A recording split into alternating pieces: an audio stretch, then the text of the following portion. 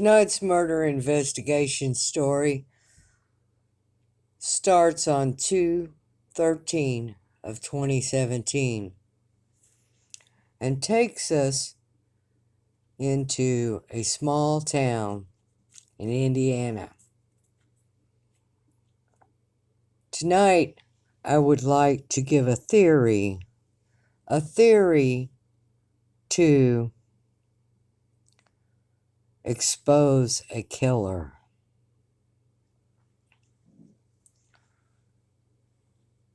And our killer is Bridge Guy, our suspect on the bridge out of Delphi, Indiana. You're looking at Freedom Bridge in Delphi, Indiana. But our story takes us straight to the Monon High Bridge Trail and the Monon High Bridge itself. The Monon High Bridge is 487 feet long, 62 feet high, and Liberty German and Abigail Williams on 2/13 of 2017 were out for a hike and to take some pictures and to walk across the Monon High Trail Bridge. Now, where I'd like to pick up and talk about the theory is at the waterfront after the suspect took the girls off the bridge and down the hill.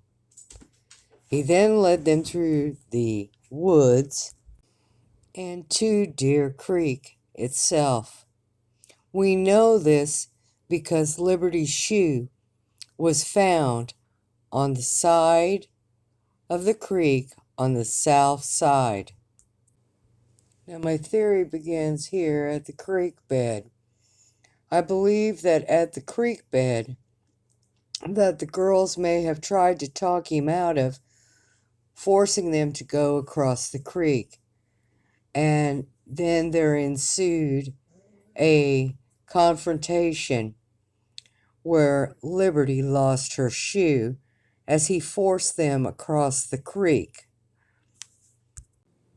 Now, where they crossed the creek, there was a sandbar, and it was higher there than anywhere else in the creek. However, the sandbar only went about halfway across the creek, and they soon found themselves waist deep in the water going across the creek to the other side. On the other side of the creek, Ron Logan's private property began. Now, why did the suspect want the girls and force the girls across the creek? One, I believe, the suspect wanted the girls to go through the water so the scent would drop off at the creek, right where they entered the water, so that if someone came looking for the girls, the scent would be eliminated. But he also wanted to get them across the creek to the other side because he knew that that was a more secluded, private area. Now, and farther away from the bridge where hopefully nobody could see him. But I also believe that he made them go across the creek because he wanted to be on the other side on Ron Logan's property because he knew the cemetery was there and that he could easily go out through the cemetery and leave and no one would see him. He could park a vehicle there and leave with the vehicle, or he could just walk out. Now, I want to make a point here that a lot of people in Delphi didn't even know the existence of the Delphi Bridge and that the Monon High Trail Bridge was there.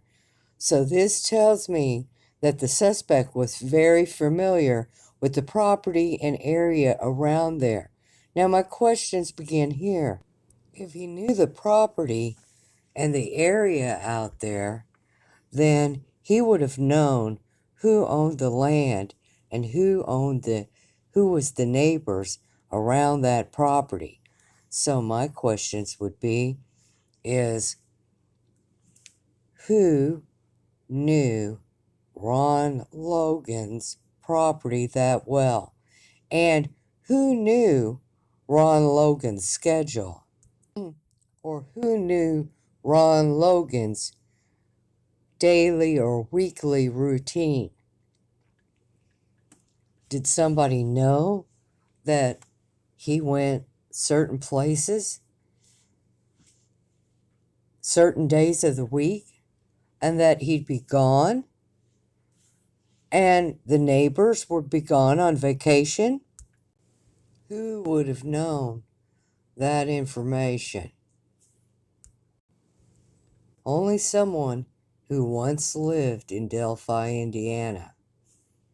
Only someone who was very familiar with that property. Only someone who knew that area extremely well, who had been there many times before.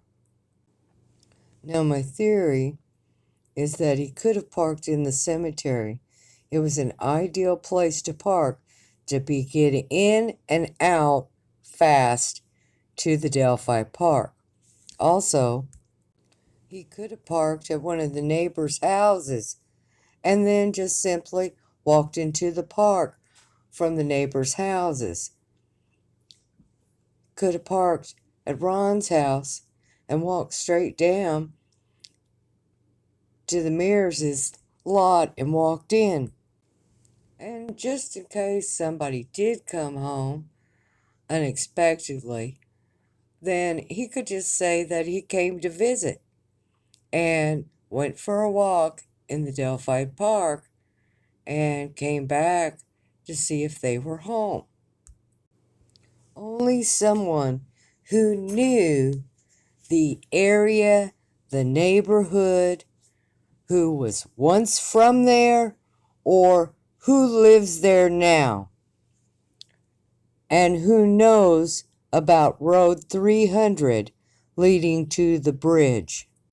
Who knows that Road 300 North led to the bridge, the Mears lot, and the cemetery. Liberty, our hero, here she shows us once more. She shows us here once more. Liberty shows us